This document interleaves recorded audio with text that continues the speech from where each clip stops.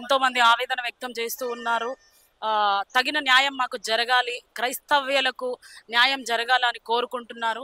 So ఈ సందర్భంగా ఇంకా కొంతమంది ఇక్కడ ఉన్నారు, అడిగి తెలుసుకుందాం. సార్, ప్రవీణ్ గారి గురించి మీరు చెప్పాలంటే ఏం చెప్తారు అసలు?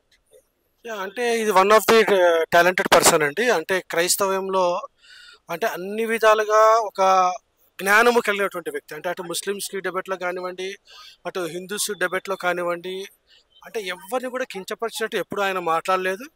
ఆయన శాంతే కోరుకున్నాడు. అంటే ఒక మనిషిని మనిషిగానే చూడాలి, కులముతో కానీ మతముతో కానీ చూడకూడదని ఒక వండర్ఫుల్ వర్డ్స్ ఆయన చెప్పడం జరిగింది. అట్లాంటి అతన్ని అయితే మాకైతే అనుమానం ఉంది, ఇంకా గవర్నమెంట్ అయితే డిక్లరేషన్ అయితే అవ్వలేదు, బట్ మాకైతే అనుమానంగా ఉంది. ఎందుకంటే అంతకు ముందు ఉన్న వీడియోల ప్రకారం మాకు చూస్తే అతన్ని హత్య చేశారనే అనుమానం మాకు కలిగి ఉంది. కాబట్టి దాన్ని బట్టి మేము అతని గురించి ప్రార్థన చేస్తున్నాం. మేము శాంతి జరగాలని, ఆ రీతిగానే న్యాయం జరగాలని మేము పోరాడుతూ ఉన్నాము. ఎందుకనంటే ఇటువంటి సంఘటనలు ఇంకా ముందు జరగకూడదని మేము ఆశిస్తున్నాం. ఎందుకనంటే ఇది ప్రజాస్వామ్య దేశం, అంటే లౌకిక దేశం. ఇది అందరికీ సంబంధించింది. ఇది ఒక హిందూస్కి మాత్రమే సంబంధించిన కంట్రీ అయితే కాదు, అది అందరికీ తెలుసు. అందుకని దీనికి ఇండియా అని పేరు పెట్టడం జరిగింది. ఇట్లా అందరం కలిసి ఉన్నాం ఇప్పటి వరకు. అందరూ మేము చైల్డ్హుడ్లో కూడా మేము అందరం ముస్లిమ్స్ కానీ, హిందూస్ కానీ, సిక్కులు కానీ అందరూ కూడా మేము కలిసి ఉన్నాం. ఎప్పుడు కూడా మాకు ఇట్లాంటి భేదాలు లేవు. కానీ ఎప్పుడైతే మరి ఇప్పుడు ఈ సిచ్యువేషన్స్ జరుగుతున్నాయి, ఇప్పుడు ఈ అంటే మీడియా కానివ్వండి, లేకపోతే ఇంకేదైనా అంటే డెబేట్స్ కానివ్వండి, ఇట్లా ఇవన్నీ జరుగుతున్నప్పుడు ఏమైపోతుందంటే ఇది ఈ మతకి సంబంధించిన ఎక్కువ అయిపోయినాయి ఇవి. అంటే ఇవి ఘర్షణలకి దారి తీస్తున్నాయి. అంటే అటు ఒక విధంగా మంచా ఇటు చెడా చెప్పుకోలేని పరిస్థితుల్లో ఉన్నాం ఇప్పుడు. ఎందుకనంటే కానీ ఆయన అంటే దీంట్లో డెబేట్స్లో కొందరు దూషించిన వాళ్ళు ఉన్నారు, ఇష్టం వచ్చినట్టు మాట్లాడే వాళ్ళు ఉన్నారు. కానీ ఇతను మాత్రం ఎప్పుడు కూడా దూషించినట్టు కానీ, ఎవరిని కూడా కించపరిచినట్టు కానీ ఆయన ఎప్పుడు మాట్లాడలేదు. అది అందరికీ తెలిసిన సత్యము. కానీ అటువంటి వ్యక్తికి, అటువంటి కుటుంబానికి ఇంత అన్యాయం జరిగిందంటే అది మేము జీర్ణించుకోలేకపోతున్నాం. ఎందుకంటే అంత జ్ఞాని, ఎవరిని కూడా ఆయన అంటే ఎవరికి ప్రశ్న వేసినా వారికి శాంతిగా సమాధానం ఇచ్చిన ఆయన. అటువంటి వ్యక్తి మా మధ్యలో లేకపోవడం మేము చాలా బాధాకరంగా ఉంది మాకు. ఎందుకంటే అంత జ్ఞానిని మేము కోల్పోయామని మేము బాధపడుతున్నాం, చింతిస్తున్నాం. Thank you very much. So మీరు ప్రవీణ్ గారి గురించి చెప్పాలి అంటే ఏం చెప్తారు? ఆయన మరణాన్ని మీరు ఎలా తీసుకుంటున్నారు అసలు? సో అందరికి ప్రైజ్ లాడ్ అండి. సో ప్రవీణ్ పగడాల గారు చాలా మహోన్నతమైన వ్యక్తి. ఎందుకంటే ఆయన జీవితంలో 46 సంవత్సరాల వయసులో ఆయన భారతదేశంలో ఉన్న అందరం, అంటే భారతదేశంలో ఉన్న ప్రతి ఒక్కరు కూడా ఇంప్రెషన్ అంటే ఆయన చూసి మనిషి ఎట్లా బ్రతకాలి అనే మోడల్గా బ్రతికిన వ్యక్తి ఆయన మంచితనం కానీ, ఆయన విధానం కానీ. సో అటువంటి వ్యక్తి మానవత్వాన్ని, అంటే మతం ఏదైనా సరే మనిషిగా ప్రేమించండి, మనిషిగా చూడండి అని బోధలు చేసి ఎంతో మందిని ఎంకరేజ్ చేసినటువంటి వ్యక్తి. అటువంటి వ్యక్తిని ఈ మతోన్మాదులు పొట్టను పెట్టుకోవడము నిజంగా జీర్ణించుకోలేకపోతున్నాం. ఎందుకంటే భారతదేశంలో అటువంటి ఇంప్రెషన్, అంత గొప్ప వ్యక్తిని కోల్పోయినా కూడా ఖచ్చితంగా కాదండి, ఖచ్చితంగా కాదు. ఇది యాక్సిడెంట్ అని ఒకవేళ వాళ్ళు రాసిచ్చి ఏదో చేసినా కూడా మేమైతే నమ్మం. ఎందుకంటే ఖచ్చితంగా ఇది యాక్సిడెంట్, ఇది ఖచ్చితంగా ఇది ప్రమాదమే, చంపేశారని మాకు అందరికీ తెలుసు. సో అందుకని ఇంత భారీ ఎత్తున మేము రావడం కూడా. సో ప్రభుత్వాలు మాత్రము ఆంధ్రప్రదేశ్ ప్రభుత్వం ఆంధ్రప్రదేశ్లో హత్య జరిగితే ఆయన ఆంధ్రప్రదేశ్కి చెందిన వ్యక్తి, కడప వ్యక్తికి చెందిన వ్యక్తి, సీఎం కానీ డిప్యూటీ సీఎం కానీ హోంమంత్రి కానీ కేవలం వాళ్ళు ఎక్కడో ఉండి ఊరకే ఏదో మెసేజ్లో పెట్టేసి మేము సరైన దర్యాప్తు చేస్తామంటున్నారు. కానీ కనీసం భారతదేశంలో ఇంత గొప్ప వ్యక్తి చనిపోయి కొన్ని లక్షల మంది రోడ్ల మీదకి వచ్చారు, కనీసం వచ్చి చూడాలన్నటువంటి ప్రభుత్వం కూడా అసలు వారికి ఎటువంటి బాధ్యత లేకుండా ప్రవర్తించారు ఆంధ్రప్రదేశ్ ప్రభుత్వం.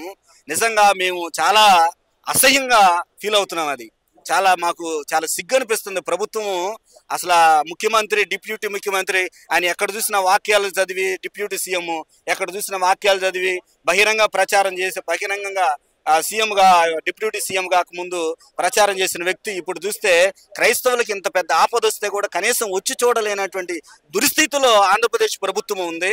మేము మాత్రము ఒకవేళ మరి ఈ సందర్భంగా ఆంధ్రప్రదేశ్ గవర్నమెంట్ నైనా, తెలంగాణ గవర్నమెంట్ నైనా క్రైస్తవ్యులుగా మీరు ఉన్నారు, ఎలాంటి డిమాండ్స్ కోరుకుంటున్నారు? ఖచ్చితంగా ప్రభుత్వాన్ని, ఆంధ్రప్రదేశ్ ప్రభుత్వాన్ని, తెలంగాణ ప్రభుత్వాన్ని మేము కోరుకునేది ఏంటంటే ఖచ్చితంగా క్రైస్తవులను ఈ భారతదేశంలో మేము ఎక్కడ పుట్టి పెరిగిన వాళ్ళం, మేము భారతీయులం, మేము ఇక్కడ పుట్టి పెరిగిన వాళ్ళం. భారత రాజ్యాంగం అందరికి సమాన హక్కులు ఇచ్చింది. అందరూ ఎవరికి మత స్వేచ్ఛ అనేది అందరికి ఉంది. సో అందరు సమానం ఇక్కడ భారతదేశంలో.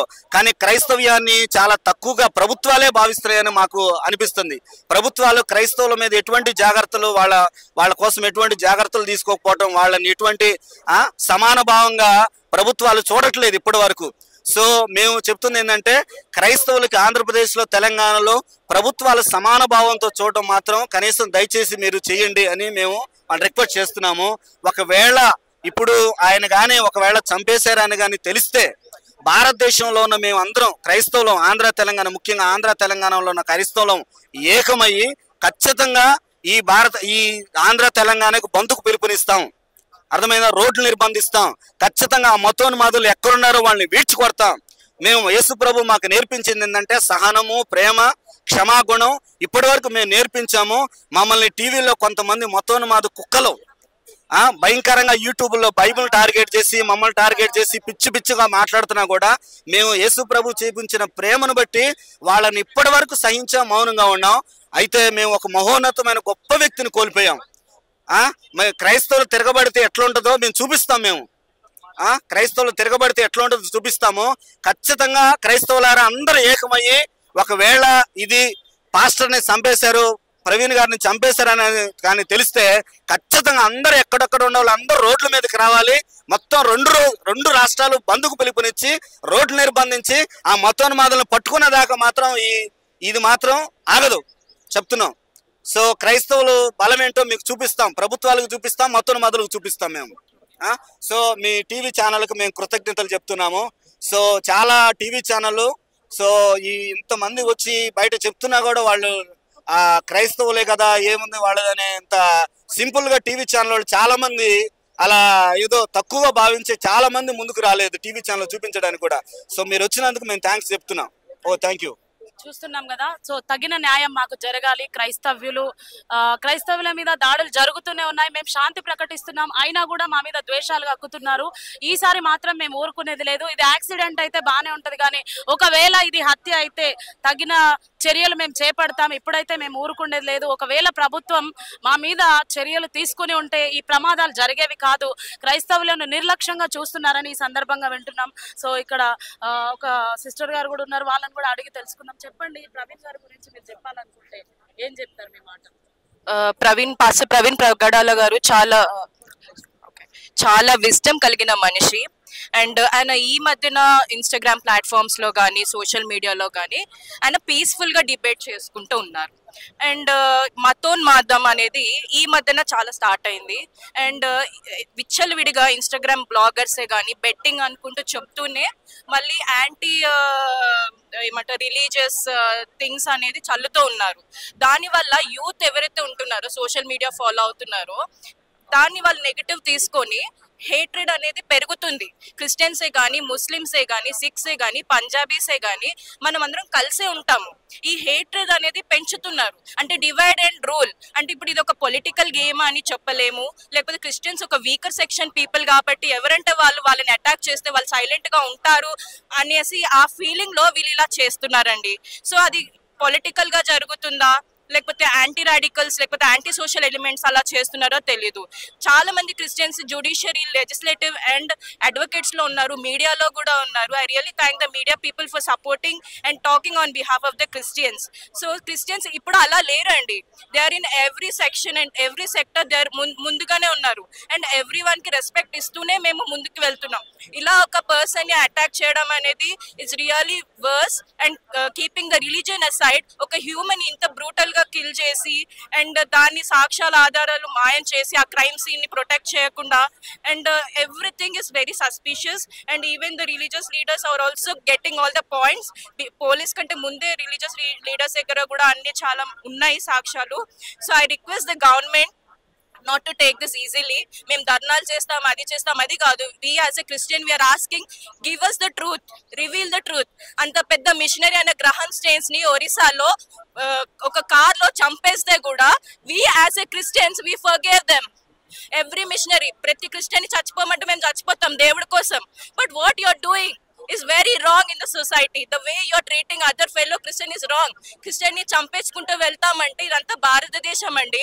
కాన్స్టిట్యూషన్ ఉంది, జ్యుడిషియరీ ఉంది. అంటే ఉట్టి మాటల కోసమా, ఓట్స్ కోసమా, what protection you're giving to our weaker section people. Praveen Pagadala అనే వాళ్ళు ఉట్టి క్రిస్టియన్స్ కోసమే కాదు, he even work for weaker section of people.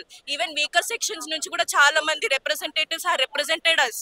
So all the denominations, పెద్ద పెద్ద మెగా చర్చెస్ ఎవరైతే ఉన్నారో ఈ రోజు ప్రవీణ్ పగడాలకు జరిగింది, రేపు బ్రదర్ సతీష్ కుమార్ కి జరగచ్చు, పీజే స్టీఫెన్ పాల్ కి జరగచ్చు, న్యూ లైఫ్ అసెంబ్లీ గాడ్ వాళ్ళకి జరగచ్చు, బాప్టిస్ట్ చర్చ్ కి జరగచ్చు, హెబ్రోన్ చర్చ్ కి జరగచ్చు. ఎవరినంటే వాళ్ళని అటాక్ చేయొచ్చు. If you really have a problem with us, మీరు ఇలా అంటున్నారు అలా అంటున్నారు అంటే put file a case on us. ఎవరైతే ఆ ఇష్యూస్ చేస్తున్నారో, if any religious speaker is speaking against any other religion, file a case. Don't do all these things. Don't circulate anti social elements. దాని వల్లనే ఈ రోజు ఒక మంచి మనిషిని మేము కోల్పోయాము. He's the voice of thousands, 10,000 people. అలాంటి మనిషిని మేము పోగొట్టుకున్నాం. తెలియని వాళ్ళు కూడా ఎక్కడెక్కడో నుంచి తరలి వచ్చి, లేడీస్ అయితేనేమి, పిల్లల్ని వేసుకుని అయితేనేమి, we all came with one voice apart from the denominations. Please ఈ క్రిస్టియన్ కమ్యూనిటీని ప్రొటెక్ట్ చేయండి. We are also the part of India, we are also Indians. మేము ఈ గడ్డ మీదనే పుట్టాము, పెరిగాము, ఈ గడ్డ మీదనే మేము చచ్చిపోతాము. మేము వేరే వాళ్ళు కాదు. మీరు మీ దేశానికి వెళ్ళిపోండి, మీరు అటు వెళ్ళిపోండి, ఇటు వెళ్ళిపోండి అని రెచ్చగొడుతున్నారండి. That is not the right way of doing things.